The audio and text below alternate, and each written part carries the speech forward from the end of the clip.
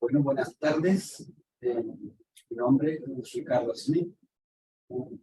Le agradezco primero a Simposio Empresario Lecheros y a Beni por invitarme a presentar mi experiencia como productor lechero. Básicamente, esta charla es la presentación de cómo logré automatizar una explotación lechera que estaba en situación muy precaria y logré sacarla adelante. Espero que les sirva a aquellos que estén en una situación parecida y estén pensando en permanecer en el negocio y hacer inversión en automatización. Bueno, mi experiencia previa a producir leche era como profesor universitario en distintos países. Y luego, cuando me aproximaba a los 50 años, decidí dedicarme a producir leche debido a que mis familias se han dedicado por varias generaciones a eso. Entonces, la titulé así: cómo ir de la academia a la producción de leche con vacas en pastoreo y no morir en el intento, porque la experiencia tiene varios baches en el camino. La explotación está en Chile, en el sur de Chile, en lo que se llama la región de los ríos, una zona netamente de producción de leche en base a pastoreo. Esta es la foto aérea del predio, es bastante irregular en forma, y la he presentado porque para lograr automatizar la etapa final de automatización fue necesario dividir el predio en 3 sectores. Si hay tiempo podemos discutir cuál es la razón de que se haya hecho así. Pero como pueden ver, es básicamente una región de producción natural de praderas. En los surcos que pueden ver en la foto se deben a la reciente implementación de un sistema de riego debido al cambio climático que ha golpeado fuertemente la producción de praderas. Una consulta, más o menos, ¿cuántos milímetros recibes al año de lluvia? Acá yo calculo que hay una zona pluviométrica en este lugar. Yo calculo que debe ser no más de 1000 milímetros, concentrados mayoritariamente en invierno. Antes había una distribución más pareja, pero ahora ha disminuido fuertemente en verano. Claro, 1000 milímetros suenan harto, pero la estacionalidad o la concentración que hay es súper fuerte. Es súper fuerte, que provoca problemas de bajo en invierno y de sequía en verano. Bueno, ahí está hay vacas en una pradera en estos momentos, que es finales de verano, y como pueden ver la producción no es muy alta. A la mano derecha están las vacas en la sala de ordeño, que es robotizada, pero ya vamos a llegar a eso. ¿Cómo comenzamos entonces? En 2010 decidí volver a Chile y dedicarme a la producción de leche en la granja familiar, que por entonces estaba arrendada. Mis padres la habían dejado hace aproximadamente 8 años debido a razones de salud. En 2011 compro 200 vaquillas y se inseminan, y en el 2012 entramos en producción. ¿Cuál era la situación inicial de la explotación? Había algo de infraestructura y maquinaria cuando yo llegué: una sala de espina pescado de 6 unidades, 2 tractores y algunos implementos. El estado de todo eso estaba de regular a malo, pero algo podía hacerse. El sistema productivo en base a pastoreo, 2 ordeños diarios, sin concentrado, la suplementación era en base a ensilaje y lleno de praderas. Había monta libre y 0 inseminación. Yo tomé esto básicamente y lo seguí tal como se estaba manejando, desde que la dejaron mis padres. Había 3 trabajadores antiguos que habían seguido con el arrendador desde los tiempos de mi padre, uno que se dedicaba a la crianza de los reemplazos, otro a la ordeña, y alguien que se dedicaba a criar los terneros y a dar la alimentación suplementaria. ¿Cuál era el objetivo a 10 años? Mi idea era no perder dinero, básicamente, es decir, crear un ingreso neto equivalente al que tenía previamente y disfrutar de vivir en el campo.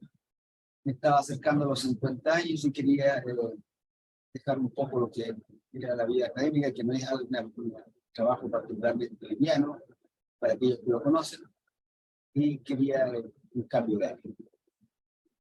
Según mis cálculos, para ello necesitaba manejar un rebaño de 150 vacas en ordeña y producir 1 millón de kilos de leche con 8% de sólidos, al precio que en ese tiempo tenía la leche con esas características. Para agregar un poco de dificultad, quería hacerlo todo con financiamiento propio. Por tradición familiar, nunca nos ha gustado acudir a la banca. Bueno, al final del primer año, ¿cuál había sido el resultado? De las 200 vaquillas quedaban solo 80 vacas en ordeña. Las vaquillas que yo había comprado eran animales básicamente comprados en feria, donde pudiera encontrarlos, porque coincidió con una época en que había una altísima demanda de vacas de lechería en Chile, había un boom de la producción de leche. De manera que estaba en un precio casi inaccesible. Compré entonces cualquier animal con la sanidad adecuada, pero no me garantizaba una producción alta. El resultado fue más o menos casi desastroso. ¿Cuáles eran los problemas que llevaron de estas 200 a solamente 80? Bueno, el principal problema era que entraban a la ordeña y a los 3 meses se secaban. O sea, no eran vacas de producción. El otro eran las cojeras. Hubo vacas que las cojeaban a la semana de las 4 patas. O sea, básicamente compré lo que otra gente no quería, que es el riesgo que uno toma en estos casos. Por eso la cantidad, quería llegar, en 10 años quería llegar a 150 vacas, compré 200, para empezar con 100, así que más o menos estaba en el rango que yo esperaba de descarte, pero un poco más abajo, o sea, quedé solo con 80 vacas. Ahora, pues el problema no era ese, en mi opinión el problema era que me quedé sin dinero. Los ahorros de 5 años de trabajo se fueron rápidamente en reparaciones, equipos nuevos, algunos, y sobre todo en recuperar la fertilidad del suelo. Algo típico que ocurre cuando uno arrienda un campo. Es decir, el quien arrendaba extrae, pero no repone la fertilidad. La producción hace el primer año era de 3.750 litros por vaca, alrededor de 360.000 kilos al año y 7,3% de sólidos. La mortalidad sobre el 20% en terneros, en la crianza, a la salida de la ternerera o bachera, como le llaman. Así que había bastante trabajo por hacer. Pero lo que más me inquietaba eran los problemas con el personal, que tenían dificultades para adaptar las nuevas prácticas de trabajo. Eran básicamente que yo les exigiera un aumento en eficiencia. Había una muy baja productividad del personal en general. Hay que pensar que mi padre mantenía esto como una labor anexa a lo que ellos en su tiempo hacían. Ellos eran comerciantes y lateralmente producían leche. De manera que el personal en general, que era de esa época, no estaba acostumbrado a un nivel de exigencia mayor. Pero ya estábamos en marcha, nos conocíamos y estábamos entusiasmados. Así que sí. Para solucionar los problemas que aparecieron al final de ese primer año, del 2013, decidí comenzar a sembrar pradera y maíz hacerlo personalmente y con maquinaria propia. Invertí entonces en esos equipos.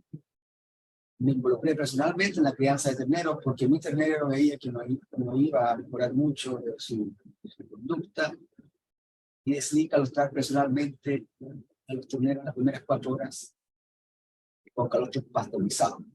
Esto porque antes no se hacía, el ternero se dejaba con la vaca y si tomaba calostro bien y si no, bien igual. O sea, había razones por las cuales tenía una alta mortalidad.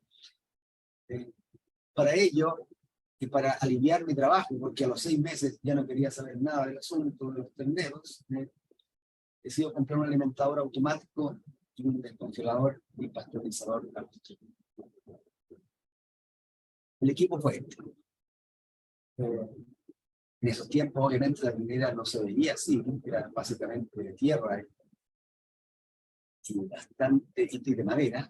Hoy en día luce más como eso, la foto fue tomada de internet, pero se parece bastante a la que hoy en día tenemos. Y a la derecha está el pasteurizador del descongelador de papel. La experiencia fue lo suficientemente buena con esta automatización para dejarme el tiempo libre para dedicarme a la administración y a otras cosas y apoyo en las labores del campo. Como vi que iba bien, decidí automatizar un poco más. Como así, decidí vender los toros e introducir inseminación artificial. De nuevo, se manifestó poco o ningún interés por parte de los trabajadores en las labores de detección de celo o de inseminar.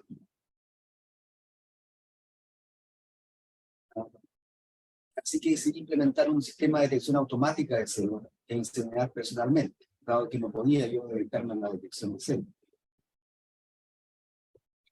El equipo fue un equipo que entonces era de marca SCR, que hoy día es de Alflex, que consiste en colocar un collar a la vaca que detecta actividad y luz, de manera que da indicación también acerca de la salud de la vaca. Más o menos, ¿cuánto era su detección o tasa de detección de celo con y sin este aparato? Bueno, antes era 100%, que era con monta natural. El toro estaba con las vacas todo el tiempo. Claro, una vez que cambiaron la inseminación. Claro, una vez que cambié, a ver, yo tengo un plazo de 10 años, me planteé para arreglar todo esto. En realidad eran 8 años, pero yo a poco tiempo decidí darme 10 años. No podía esperar a que la gente cambiara su parecer, así que yo simplemente, cuando decidí que había que hacer algo, lo hacía de inmediato. Los toros fueron vendidos y colocado el equipo de inmediato, de manera que no tenía opción. Esto debía funcionar. Es mi opinión de cómo deben hacerse las cosas si uno quiere hacerlas bien en un plazo razonable. De manera que, estudiando cómo funcionaba esto, más o menos al mes ya manejaba el equipo. Y para contestar tu pregunta, al final de año, la detección de celos de este toro era del 98%. Y la inseminación tenía yo, haciéndolo personalmente, tenía un nivel de concepción de 75% a la primera dosis. Ahora, al segundo año, la detección de celo era del 99%, porque uno aprende los trucos. ¿Cuáles las vacas con celo silente o no? Uno aprendí, hay pequeñas señales que el software y el collar era capaz de detectar. Que el aparato no las marcaba como celo, pero si uno observaba la gráfica era capaz de interpretar que sí, había un celo. Así que fue capaz de llegar al 99%. Es decir, mis dos primeras inversiones en automatización fueron bastante exitosas. De manera que eso me incentivaba a seguir.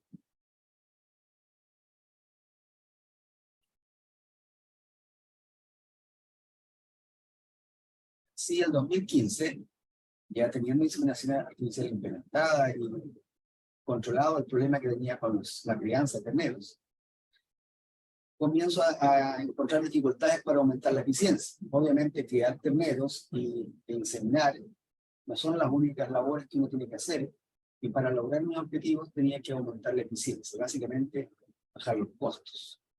¿Cuáles eran estos? Había una alta tasa de mastitis para los estándares que yo pretendía lograr.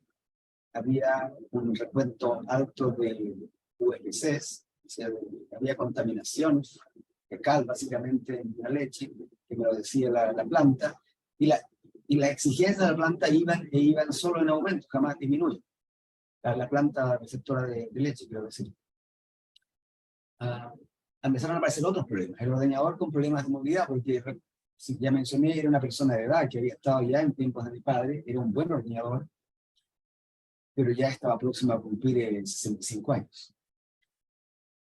Las otras personas tenían algún grado de alcoholismo, que no lograba mejorarlo, no lograba hacerlo cambiar en su actitud, y eso estaba generando una creciente tensión con ellos.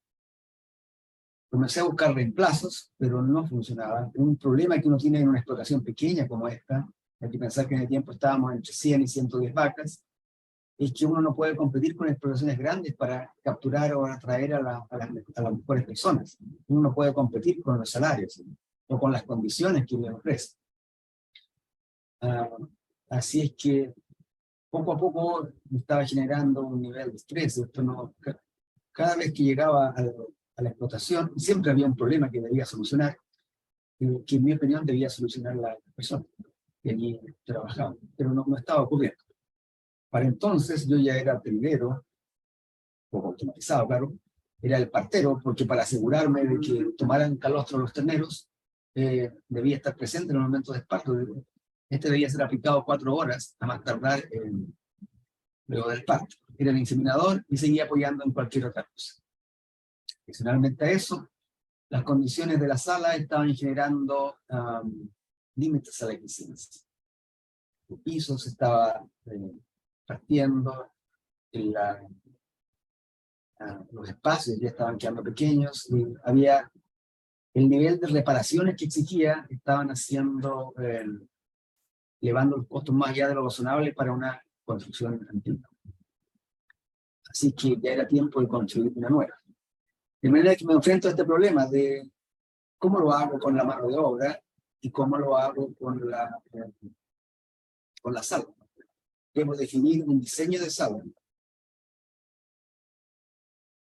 La opción más barata era una sala tradicional, más grande y moderna, pero eso no me solucionaba el problema del ordenador, que no lograba encontrar uno de reemplazo adecuado.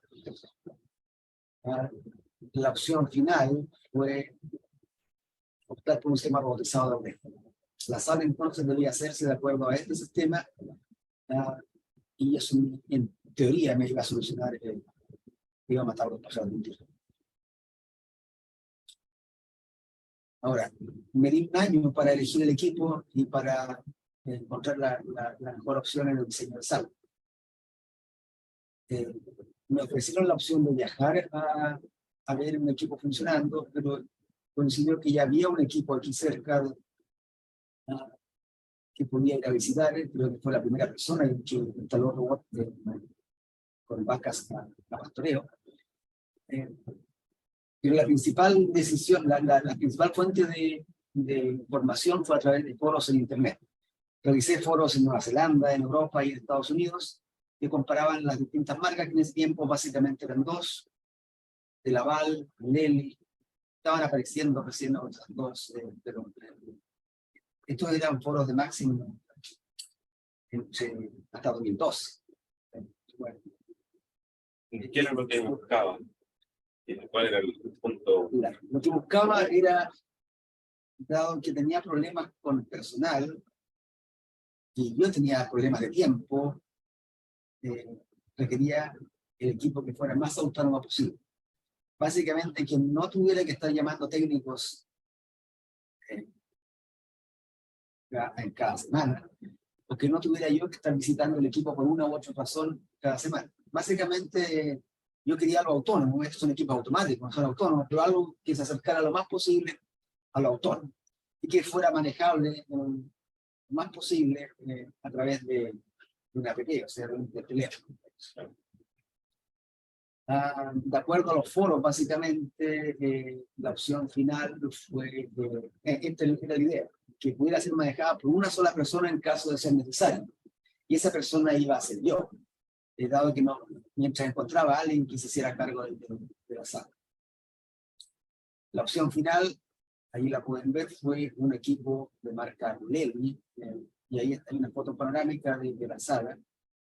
Las salas en mi opinión eran bastante más compactas que lo que requiere una sala de Laval, al menos en ese tiempo. No estoy diciendo que sea mejor actualmente el equipo Lely que el de Laval, en absoluto. En ese tiempo la fuente de información me llevó a este equipo. Eso es el equipo que se compró, una 4, ¿no? En ese tiempo, entiendo que es un modelo nuevo ahora. Y esa es una vista panorámica de toda la sala. Se agregaron varias cosas a salas ya preexistentes acá, que me permitían automatizar una serie de otras labores, como la inseminación, el lavado, etc. La idea era que si que yo pudiera ausentarme y cualquier persona pudiera ausentarse de la sala por al menos 2 días. Y esta cosa funcionara. Básicamente iba a haber una persona, pero que ella no tuviera nada que ver con el equipo, que echara a limpiar o a fijarse que todo por fuera anduviera bien. Pero la idea es que la sala funcionara y las vacas ni se enteraran que yo no estaba. Ok. Se inicia la construcción y en 2017 se echa a andar. En 2016 se comenzó la construcción, en 2017 comenzamos a mediados de año se comienza a ordenar en la fiesta. El proceso incluía una puesta en marcha, sectorizar el campo en 3 zonas de pastoreo, uso de concentrado, recuerden que por todos los años anteriores yo no lo usaba, y una mejora significativa de los caminos por donde transitan las vacas. Esta fue una inversión no menor, dado que las vacas deben venir a la sala sin necesidad de arrearlas. Y eso era claro. ¿Cuál es el costo personal de esto en materia laboral? Es que alguien debe estar pendiente del sistema 24/7/365 días. Todos los días del año alguien debe estar pendiente. Eso no quiere decir que está en la sala o que está aquí todo el día, sino que debe estar pendiente por si algo ocurre. ¿Cómo sabe uno si está presente si algo ocurre? El sistema lo llama al teléfono. Uno tiene que asegurarse de poder estar aquí en media hora, algo más. Para asegurarse. Sí. Otra cosa, estos como son sistemas de ordeño voluntario, ¿cierto? Ahí toca un punto que es súper importante para estos sistemas, que es los caminos por donde transitan las vacas. Sí. Uno depende totalmente del movimiento del potrero hasta la sala de ordeña, y es mediante los caminos. Entonces, había que tener buenas condiciones. Óptimas condiciones. La vaca, por alguna razón, si hay una curva o hay algo que siente una amenaza, entonces no los caminos. El sistema comenzó a funcionar pero todavía había construcciones en ese momento para echarlo a andar. Y a veces la gente que trabajaba en las construcciones dejaba alguna herramienta cerca del camino y la vaca, al desconocer esa herramienta, veía una amenaza y se detenía. O sea, en mi opinión, este sistema funcionaba bien si no había nadie en la sala, cerca de la sala, o nada que pudiera distraer a la vaca. Y a través de los años sí lo hemos ido logrando. Pero a lo que voy en este momento es que uno puede pensar en esto, en que la inversión son los robots, la inversión es la sala, pero hay 1/3 al menos que son cosas fuera de esa cosa. Uno de ellos es los caminos. Ok. Los resultados del primer año. Los 3 primeros meses fueron literalmente una pesadilla. La pesadilla en dónde ocurre, es una pesadilla para uno. Quiero dejar claro que las vacas son las que menos sufren en el proceso. Al segundo día, la sala estaba funcionando en términos del flujo de las vacas casi en un 80%. Había que hacer muy poco arreo porque las vacas estaban acostumbradas a ser arreadas hacia la sala tradicional. Inicialmente, ellas no venían a la sala, pero una vez que se dan cuenta de que aquí tienen concentrado y que hay que colocar un buen concentrado, muy atractivo, las vacas vienen solas. Puede que sea distinto en vacas que antes comían concentrado, pero en este caso estas vacas no habían comido en su vida concentrado, salvo de terneras. De manera que aquí no fue ningún problema traerlas al sala. La pesadilla la ocurre con personas. En este caso, el encargado de la sala, que era yo, porque hay que hacer un cambio de mentalidad en cómo uno piensa el proceso de ordeño, piensa el manejo completo de la explotación. Entonces, mientras ocurre esa adaptación, uno lo pasa, yo diría, bastante mal, sobre todo los 3 primeros meses. Además que el robot, uno no conoce cómo manejarlo inicialmente, emite una serie de alarmas, muchas de ellas uno se da cuenta después que son innecesarias. Así que mientras uno va apagando esas alarmas, va adaptándose al proceso, pasan 3 primeros meses que pueden ser bastante duros. Yo no exagero si digo que a los 6 primeros meses debo haber dormido 4 horas o menos. muchas de esas horas durmiendo en la sala, en el escritorio de la sala. Además, los costos de energía se duplican y los costos de consumibles asociados a la sala se triplican. Esto era esperable, ¿no? Que ahora hay muchas más máquinas funcionando, más motores. Y lo que es una sorpresa es que los costos de consumibles asociados a la sala se hayan triplicado. Y claro, pero todo eso es necesario. Con el tiempo uno lo absorbe y se da cuenta que es necesario para el funcionamiento y la salud mamaria de los animales. Porque eso implica que va a haber muchas casos de mastín. O sea, hay compensaciones a todo eso. Una cosa, si es que lo ve en perspectiva hacia atrás, los costos de producción o los costos de energía que ahí dice que se duplicaron relacionados a la producción de ese minuto versus los costos de energía relacionados a la producción de ahora. ¿Cree que hubo alguna, o cómo fue la evolución de costo por litro de leche? Claro, es natural que esto ocurriera dado la simpleza de la sala que uno manejaba antes. Pero como vamos a ver, la producción de leche prácticamente, por distintas razones, no solo lo digo por la automatización, podemos discutir eso, prácticamente se triplicaron la producción de leche. Aumentó en un 250% el día de hoy. O sea que estos costos se disminuyeron a lo largo de esos años. En 4 o 5 años ya no es materia de discusión. Esto ya se absorbió completamente a través de la producción. Personal asociado a la producción de leche se jubiló, las personas que eran de más edad y los demás conocieron, porque quienes trabajaban en el sur eran una familia. De manera que cuando se fue el padre, los hijos acostumbrados a trabajar y vivir con él, se fueron detrás. Luego vino una alta rotación en el personal de reemplazo, pero lo importante y que hay que recalcar aquí es que no puso en ningún momento en riesgo la operación. Uno puede, si no está satisfecho con ese nuevo personal, reemplazarlo nuevamente y la sala continúa perfectamente en funcionamiento. Hay un tema que siempre me preguntan o que siempre me dicen, y quiero saber qué piensa usted sobre eso, que es que dicen, si es que tengo robots, necesito una persona, un ingeniero que maneje la sala o alguien mucho más especializado. Que alguien que pone pezoneras y que a mi parecer uno depende más de esa persona porque esa persona tiene que saber detectar enfermedades mediante las manos. Claro. A ver, pues no quiero estar cegado. Yo efectivamente yo soy ingeniero, pero no, o sea, es muy natural para mí manejar eso. Pero no puedo estar todo el día acá.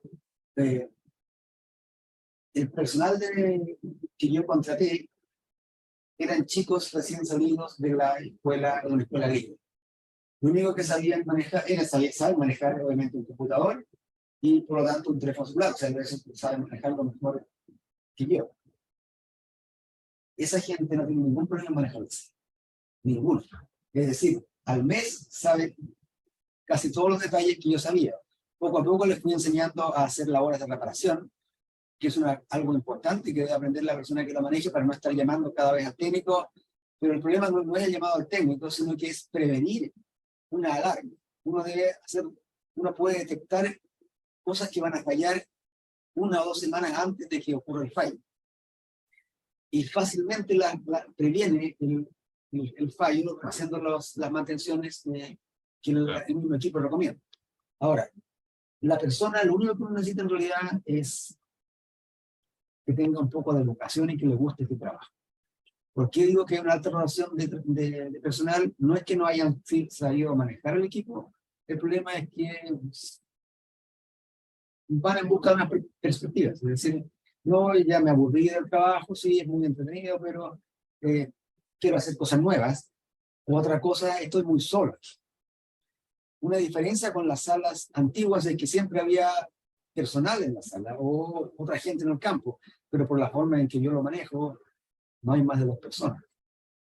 Y si no congenia o no es de la misma edad de esta persona que uno atrae a manejar la sala, la persona se puede fácilmente aburrir o buscar otra alternativa. Además, es una característica de las nuevas generaciones, no permanecen mucho tiempo en la sala, en este tipo de trabajo. Siempre están rotando.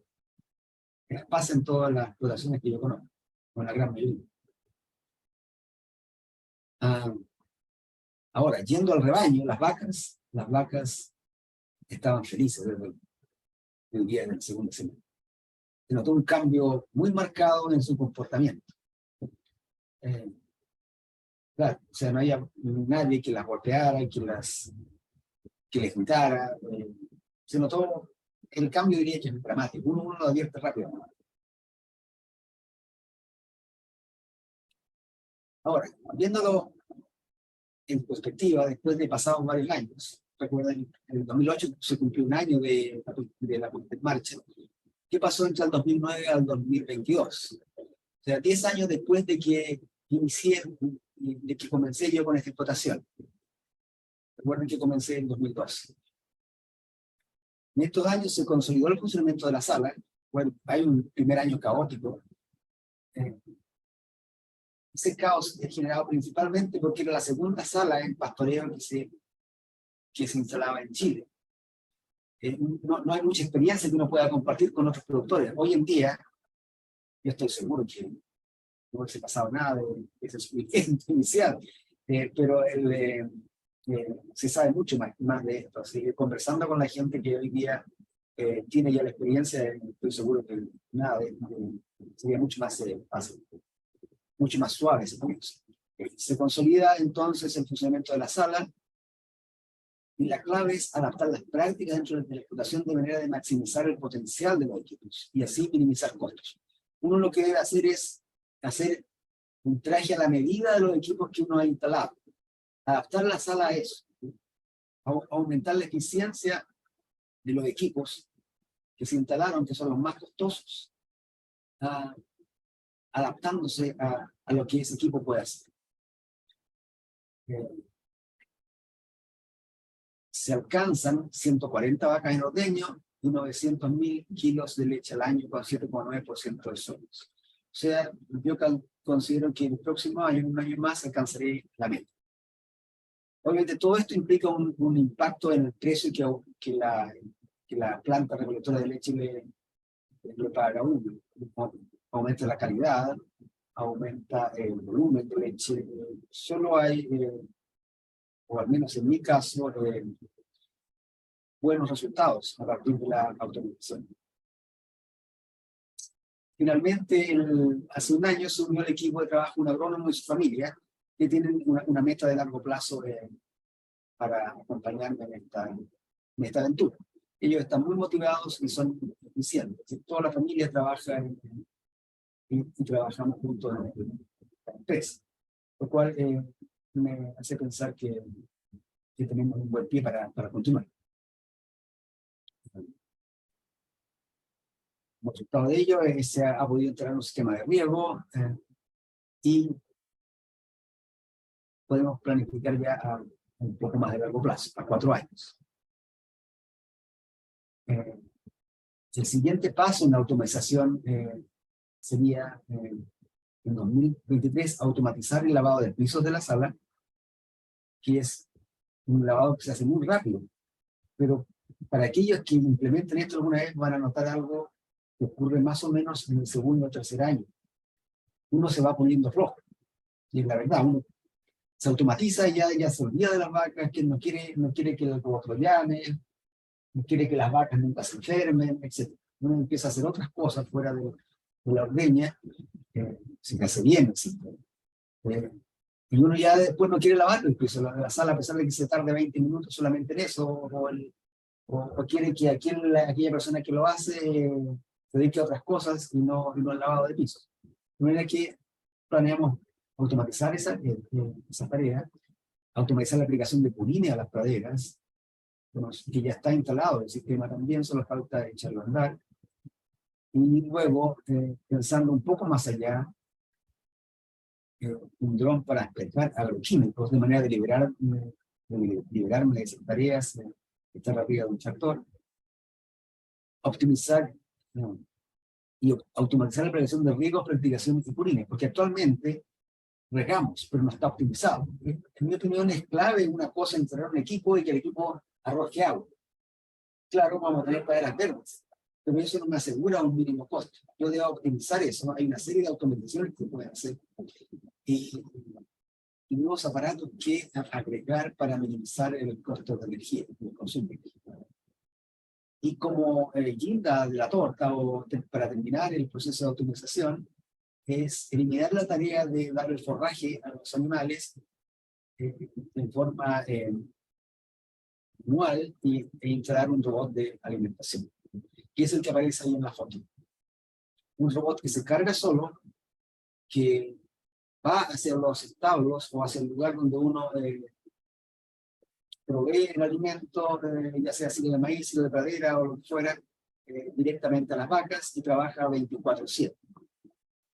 Esto está instalado aquí en vacas en estabulación, pero también se puede hacer en vacas de pastoreo, lo que podemos hacer con comederos de pasto. Por supuesto, está siempre la opción de vender todo y descansar, que alguna vez se me pasó por la cabeza. Antes de decidir invertir fuerte en automatización. Yo creo que todas las circunstancias de mercado, de ocasiones, todas las diferencias que uno pueda tener con el personal o las dificultades para encontrar personal con la dedicación que uno quisiera, a todos se nos pasa a veces esta idea. Yo creo que la opción de automatización, si a uno le gusta mucho este negocio, es una opción válida.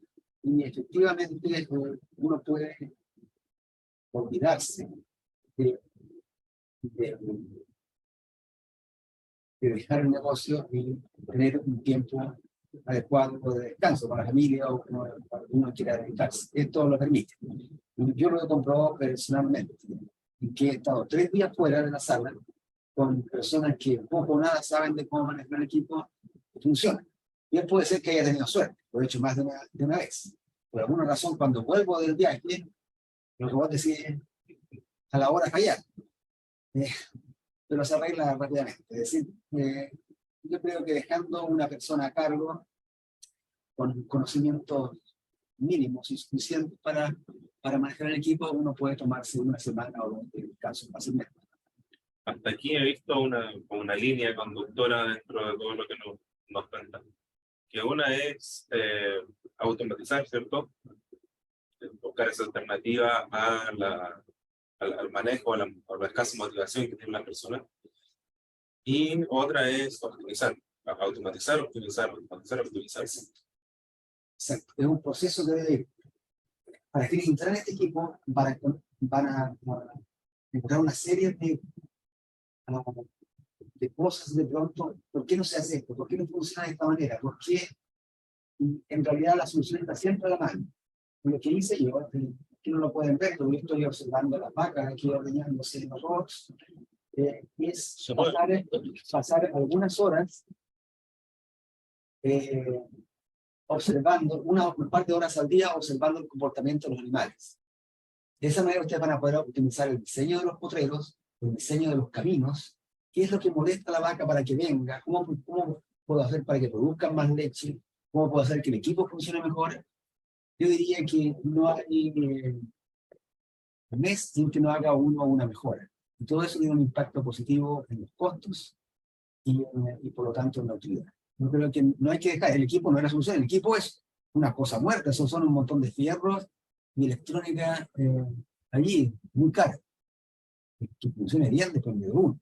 Por eso yo no digo de que este sea el equipo que yo elegí, sea lo mejor, no. Para mí ha funcionado bien. No tengo queja alguna al respecto. Pero que uno funcione más o mejor o peor, eso depende en gran medida del usuario y de sus expectativas. Bueno, eso es lo que quería comentarles como objetivo final, como mensaje final. Creo que hay que tener los objetivos muy claros y uno no debe ser débil para pretender alcanzarlos.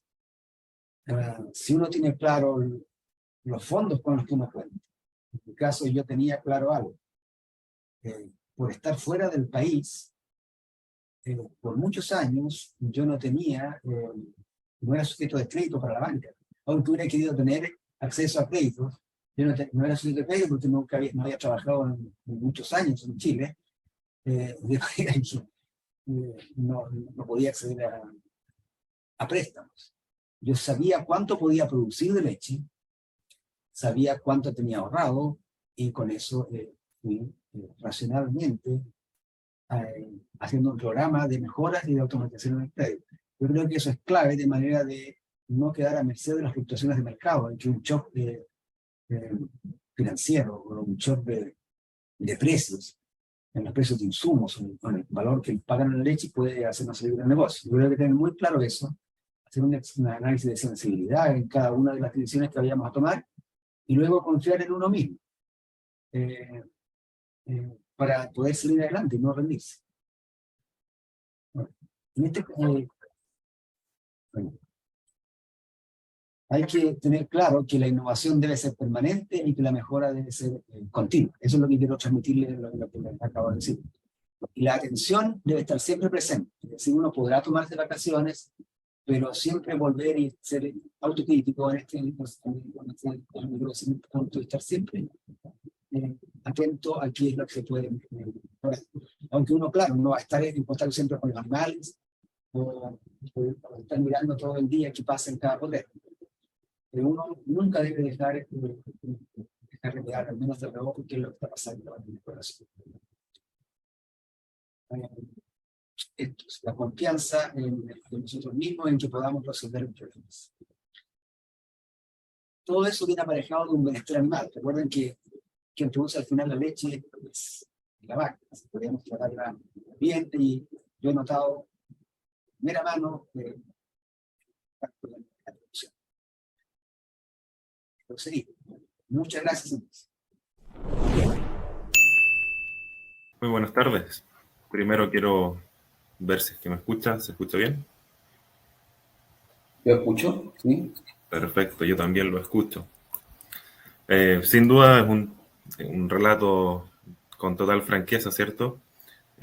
¿Y qué podemos obtener de esto? Que teniendo las cosas claras, teniendo los objetivos claros y bien planteados, y siendo persistente, se pueden lograr los objetivos. En el caso de Ricardo lo hizo con la ayuda de la automatización. Tenía una problemática, veía cómo solucionarla, la respuesta por su lado era automatización, y ese fue el ritmo, esa fue la dinámica. Problemática, automatización, problemática, automatización de nuevo. Vamos a ir leyendo un par de preguntas que empezaron a aparecer. Por favor, si es que tienen alguna otra, escríbanlas por mientras. Y Edilson Salamanca nos decía que podíamos complementar un poco más sobre el pastoreo. Algunos criterios para poner en contexto de qué pradera estamos hablando, de cuántos kilos, cuál es la producción en su caso.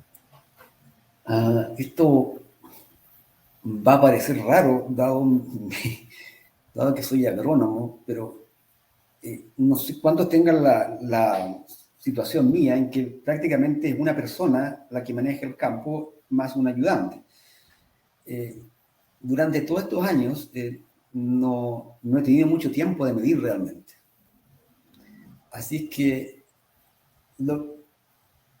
estaría casi inventando datos.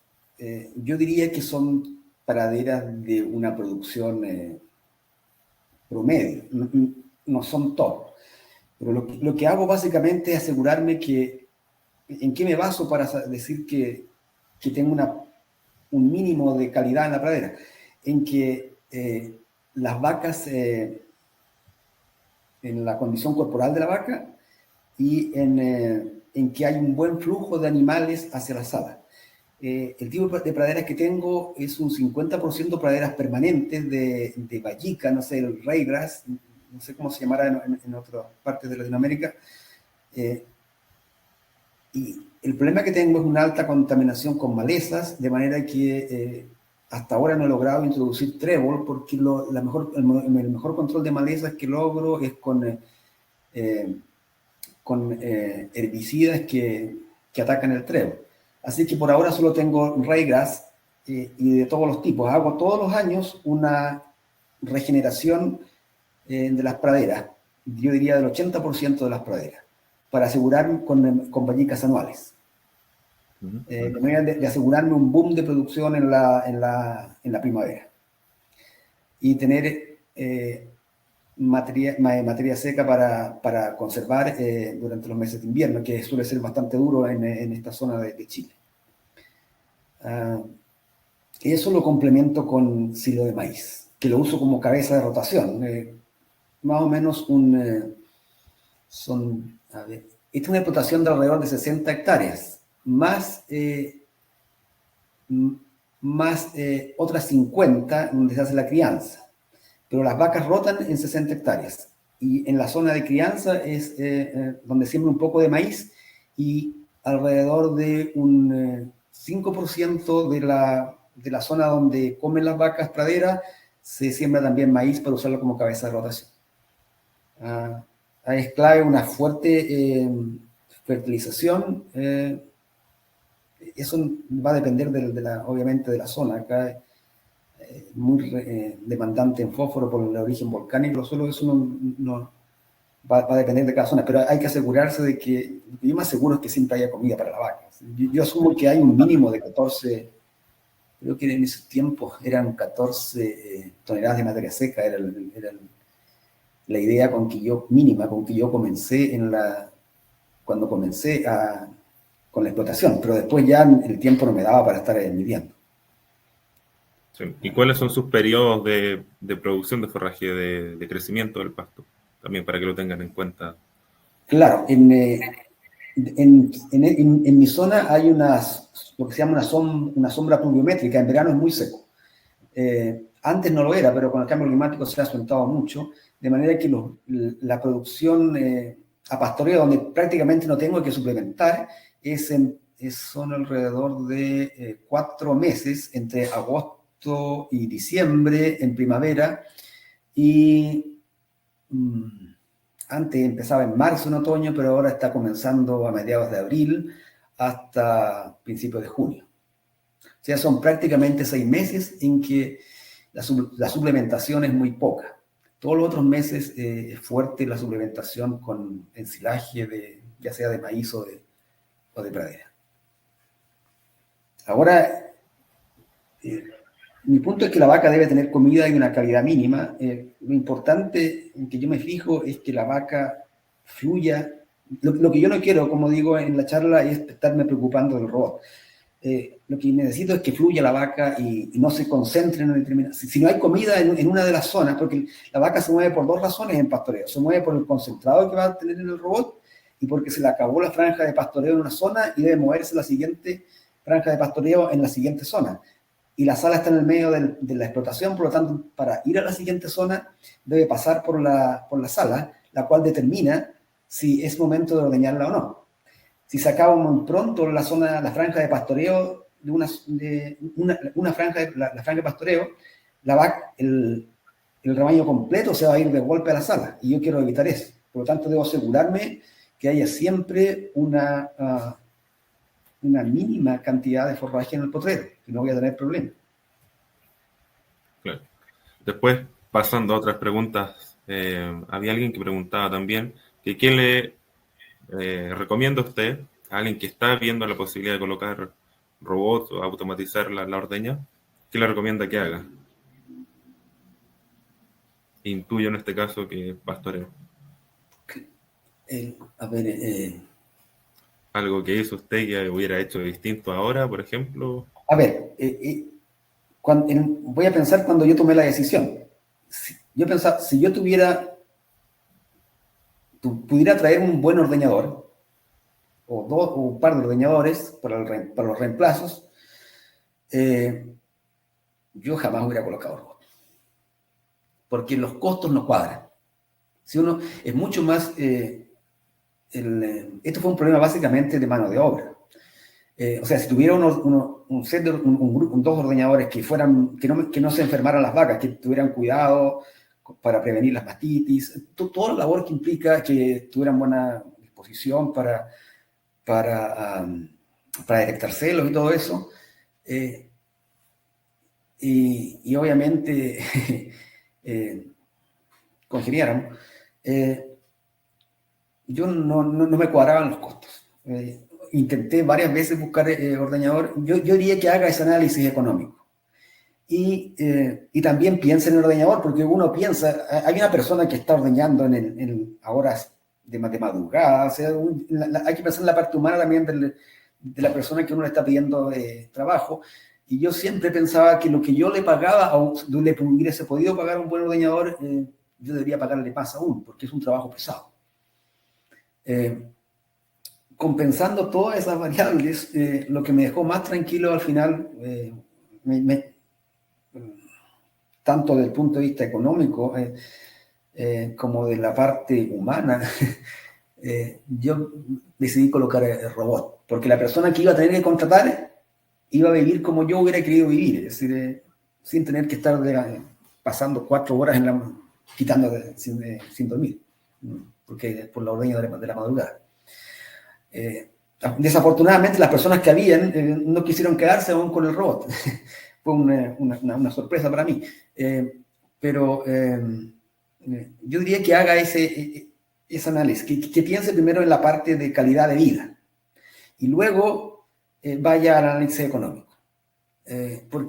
Lo digo por mi padre, que él cuando viene acá, él ya está cerca de los 100 años, pero él viene acá y no le gusta venir a una sala robótica porque él se crió interactuando con personas en la sala. Era una distracción parar y conversar con el ordeñador, con quien trabajaba en el campo.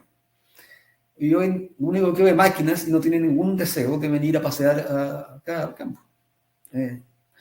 De manera que ahora, para los niveles de exigencia hoy en día, de calidad, de bienestar animal, yo creo que hay pocas opciones, dada la nueva visión que tiene de este trabajo las nuevas generaciones.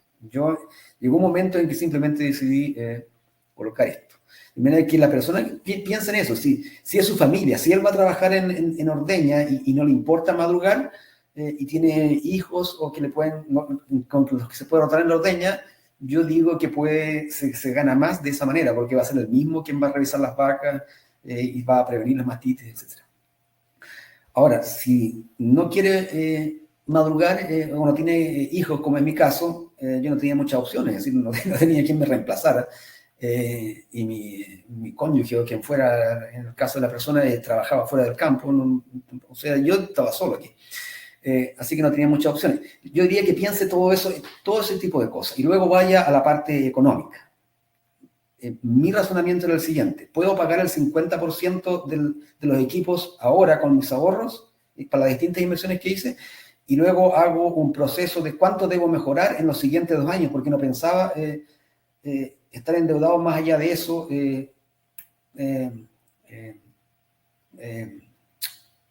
No me gusta tener deudas más allá. O sea, 50% lo pago al contado y el 50% tengo que pagarlo en los siguientes 2 años. ¿Y dónde sacaba ese 50% dado que no podía entrar a la banca? Bueno, uno tiene que manejarse ahí, vendiendo ganado de carne, la engorda, la crianza, pidiendo adelantos a la planta lechera, que yo estoy en una cooperativa que nos ayuda mucho a los productores, de manera que podía también pedir adelantos ahí. En algunas ocasiones algunos productores pueden financiar a través de la planta de recolectora de leche los equipos. Así que había distintas opciones a las que uno podía acudir sin necesariamente endeudarse. Pero como menciono ahí, por regla familiar, digamos, por tradición, nosotros tratamos de pagar todo lo antes posible. De manera que primero vea el contexto general de calidad de vida, si eso es lo que él piensa teniendo un equipo de este tipo, y luego vaya a la parte financiera y asegúrese de que puede pagarlo en el tiempo que la persona considera razonable. Porque eso, si no lo logra, obviamente va a impactar también su calidad de vida. Claro. Después, Mauro Carrasco también hace otra pregunta que dice: ¿en qué tiempo y cómo es la rutina de ordeño? ¿Por cuánto se demora un ordeño, por ejemplo, desde que entra la vaca hasta que sale? ¿Y cómo es esa rutina? Si es que la puede explicar. Yo creo que lo más recomendable sería que entre a un video de estos robots, que ya sea en De Laval o en Lely, está todo ahí pero básicamente, y va a haber el detalle fino, yo ahora lo voy a explicar más a grosso modo. Básicamente, en algún momento la vaca siente la necesidad de ir al robot. ¿Por qué? No porque quiere ir al robot, me imagino yo salgo para comer el concentrado, porque tiene que pasar a la siguiente franja de pastoreo, o a la zona de suplementación. Si es que hay poco pastoreo, va a ir a algún patio de alimentación. Entra a la sala y hay una puerta que la selecciona y determina si debe pasar a la zona de ordeño o no. Si no cumple con el requisito de ir a la zona de ordeño, pasa de inmediato a la salida, y esa puerta tiene distintas opciones. La va a derivar a la siguiente zona de pastoreo, o la va a derivar, en mi caso, a una zona de tratamiento, si es que la vaca debe ser inseminada, o debe recibir algún tratamiento sanitario. Una vez que pasa a la zona de pastoreo, entra al robot, o espera a entrar al robot, si es que está ocupado el robot con otra vaca. Una vez que entra, el robot detecta la ubicación de los pezones, lava los pezones, ¿no es cierto? Los desinfecta, hace una especie de pre-dipping, o lo lava con cepillos desinfectados, en este caso, que es el caso de Lely. Luego hay un láser tridimensional que mapea la ubre y conecta las pezoneras, saca los primeros chorros, los elimina, hace un análisis de mastitis, de grasa, de proteína, durante el proceso de ordeña, y luego el robot desconecta las pezoneras de acuerdo a cómo se vayan secando. Digamos, si se les va acabando la leche, hay un nivel crítico que se alcanza, y que en ese momento desconecta la pezonera, todo automático. Luego aplica dipping. Y durante todo ese proceso el robot está proveyendo concentrado. En el caso del robot Lely, la vaca está totalmente libre dentro, se puede mover, y hay una cámara tridimensional que mueve el brazo de acuerdo al movimiento de la vaca. En el caso de la Vale entiendo que es un poco distinto, está un poco más constreñida, por lo menos en los modelos que yo vi, pero nunca he visto que afecte básicamente el comportamiento de la vaca. Ella está preocupada de comer su concentrado, por lo tanto uno se asegura de que tenga buena calidad en eso. Y luego la vaca se va y entra la siguiente. Ahora, uno se olvida después. Yo no sé hace cuánto tiempo no he estado chequeando eso, salvo que hay una alarma que me avise que algo está fallando. Y para ir cerrando ya con la última pregunta, había una pregunta bien interesante sobre si había analizado alguna vez incluir sistemas de producción de biogás. Sí, era una de mis primeras ideas. ¿Qué pasó con eso? Yo no sé si le pasa, me imagino, a todos los pequeños productores, que las personas que no lo toman en serio, incluyendo los vendedores de robots, diría yo algunos. O será, no tengo la menor idea. ¿Qué es lo que pasa? Uno, para colocar en mi sistema de purines, no voy a mencionar marcas o vendedores aquí, fui a 3 o 4. Todos me decían, voy a ir tal día. Esos primeros 3. Ese día esperaba, no llegaba nadie. Llamaba después, ya voy tal día, y no iba. Al final uno eventualmente encuentra a alguien de buena voluntad que se rebaja a ir a hablar con un productor de 100 vacas. Esa es mi opinión. Yo no lo entiendo muy bien. Pensarán que yo lo voy a hacer bien franco, pensarán que uno no va a pagar, no tengo la menor idea qué pasa por la mente de esta persona. Pero me ha pasado más de una vez. Eventualmente uno encuentra proveedores de servicio que lo toman en serio a uno, y con eso al final uno se queda. Me pasó lo mismo con lo que era colocar una planta de biogás. Y al final decidí no colocarla porque me aburro de esperar que viniera. Bueno, también la acumulación de purines es un poco menor con un sistema tradicional, si es que lo correcto. realizamos. No, desde el punto de vista económico, yo diría que solo salas grandes se paga, pero en mi caso yo estaba dispuesto a pagarlo por el beneficio, digamos, por mi conciencia ambiental.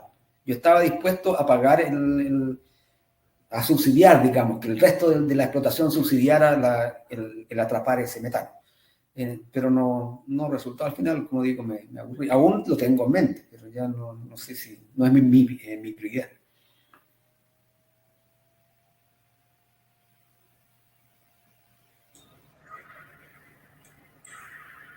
Bien, bueno, muchas gracias por su atención. Dejé mi contacto, mi correo ahí en el chat por si queda alguna otra pregunta que quisieran hacerme.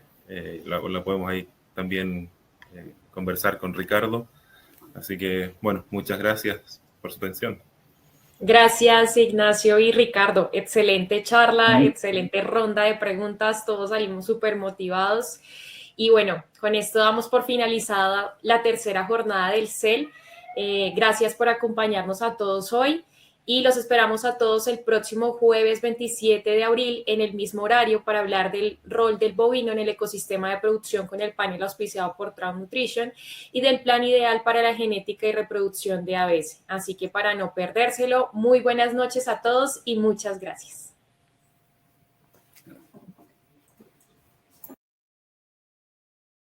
Los productores son los guardianes de la producción de alimentos. Proveen los nutrientes que el mundo necesita para prosperar. Para el 2050, habrá 10 billones de personas en nuestro planeta. Por lo tanto, la producción de alimentos cada vez es más importante. Cada productor enfrenta diversos desafíos relacionados con la producción de alimentos mientras intenta cuidar sus vacas y el planeta. En Lely los apoyamos desde 1948. A través de soluciones innovadoras que aseguran un futuro sostenible, agradable y rentable en la producción agropecuaria. Un futuro que continúa centrado en la vaca, ya que es ella el punto de partida. Al trabajar con nuestras soluciones integradas, los productores pueden confiar en el soporte de nuestra red global de Lely Centers. Juntos apoyamos a los productores de leche, alimentando al mundo de manera sostenible, cuidando a las vacas y al planeta, ahora y en el futuro.